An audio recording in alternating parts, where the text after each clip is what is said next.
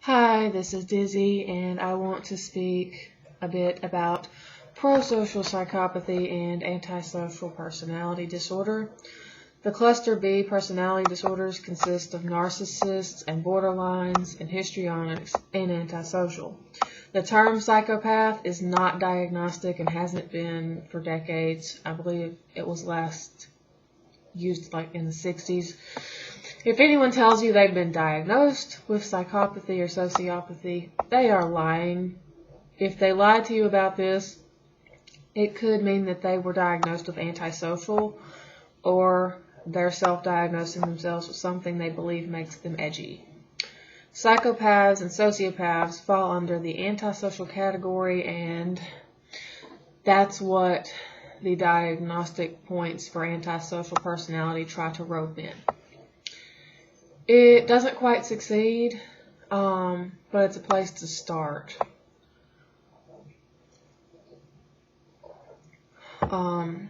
Not all psychopaths partake in antisocial behavior, even if their nature could allow for it. There are self-aware psychopaths and sociopaths. They know what they are, and some don't particularly hide it because their charm allows for others to believe, for the most part, that it's a joke.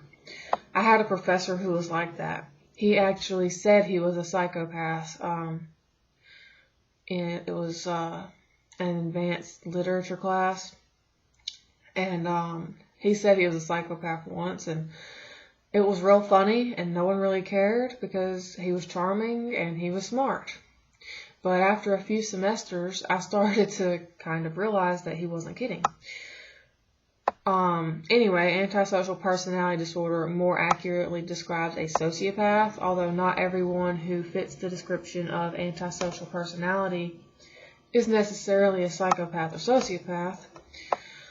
And if you look at the points that they check for on antisocial, especially, with the Bob Hare psychopathy test, you can see that some people might claim psychopathy without even meeting the criteria, and that some people will meet the criteria when they're clearly not psychopaths. So, anyway, prosocial psychopaths don't necessarily even break laws, even if they have no moral regard for the laws themselves. With the proper level of shrewd ability and intelligence, all that is needed for efficiency in a prosocial psychopath or a social predator is the awareness of loopholes. And loopholes are used for little else than working one's way around codes, rules, contracts, and laws. There's a reason that psychopaths sometimes end up being CEOs or being in charge of companies and stuff, and that they aren't actually breaking any laws, although, some do. There's a reason that borderline personalities get the sympathy treatment when antisocial, narcissists, and the rarely mentioned histrionics don't. Borderlines are heavily emotional, and human beings seem quite unable to separate the concept of intense emotions from the reality of decency. Most seem to think that emotions separate us from machines and even animals, who do have emotions, I believe. Animals, not machines. And therefore the emotional cannot be malicious. The Mighty, the website, The Mighty, provokes empathy and pity for those with borderline, but you won't see them doing it for narcissists and psychopaths. They only provoke pity for the victims of narcissists and psychopaths, but not for borderline.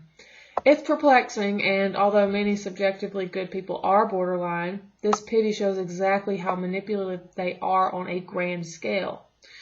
Narcissists are more likely to find loopholes in your emotions than anything else. And if there isn't one, they will gladly dig it out of you. Histrionics are often so obviously traumatized that it's difficult to separate what makes them the way they are from what they are.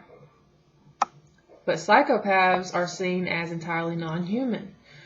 No emotion, no anxiety. It isn't quite accurate that psychopaths don't experience a type of emotion, or that they can't, nor that they are immune to anxiety.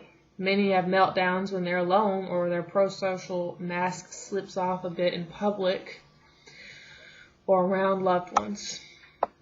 The exhaustion and the disconnect involved with being a psychopath and maintaining a prosocial, let's call it a lifestyle, a prosocial lifestyle, because it's an active choice to follow socially acceptable norms when it does not come naturally, is likely very frustrating. And because they are indeed human, the need to connect exists in some way, some shape, form, or fashion. They do need to connect to other humans.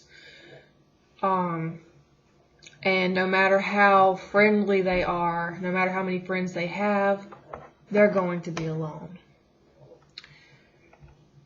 So, that's what I have to say about that for today. And I hope everyone is having a good week. And hopefully I'll be making some more videos soon. Thank you.